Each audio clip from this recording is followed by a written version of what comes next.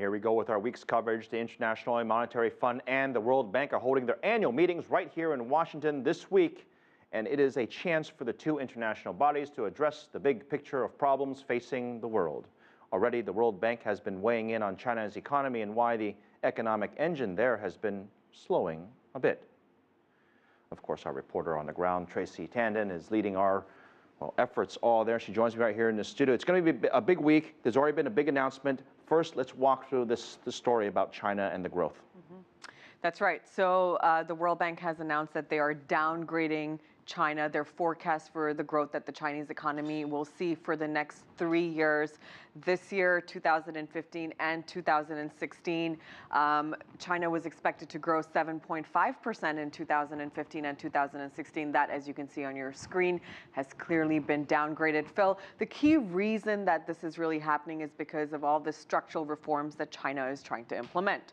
Now, let's go through what some of those reforms are. One, China's trying to clear up its shadow banking system. They want the banking industry to be much more healthy, much more robust, stronger. They want to boost competitiveness in trade and in exports, reduce investment barriers, boost trade ties from trading partners around the world. And they also want to clear up government debt. Along with that, they want to make sure that the resources that they're allocating towards growing various sectors and industries in China, that those resources are allocated properly. Now, the key thing here is all this is great, that the government is trying to implement these reforms and tackle structural reform.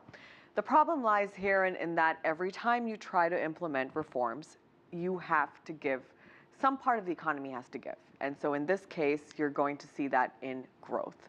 But look, here's the thing. I mean, that's great and that's fine that the growth is slowing, but to a lot of folks, this really isn't not that big of a surprise. I mean, even China itself had signaled that growth would slow as well, right? That's 100% right. A lot of economists and analysts that we've been talking to on the ground, this is not a big surprise at all. If you are following the China story closely and China's economy, then you can anticipate for this. In fact, a few months ago, President Xi Jinping said that China's officials and leaders should now become used to, quote unquote, the new normal. And that is getting used to China growing, but not at the rapid level we've been seeing China grow at. So at these meetings, you're going to be down there, for the next couple of days here. I mean, you're going to be talking to experts. I mean, what do you want to know from them? I mean, you're going to ask them obviously about the China question. What do you want to know?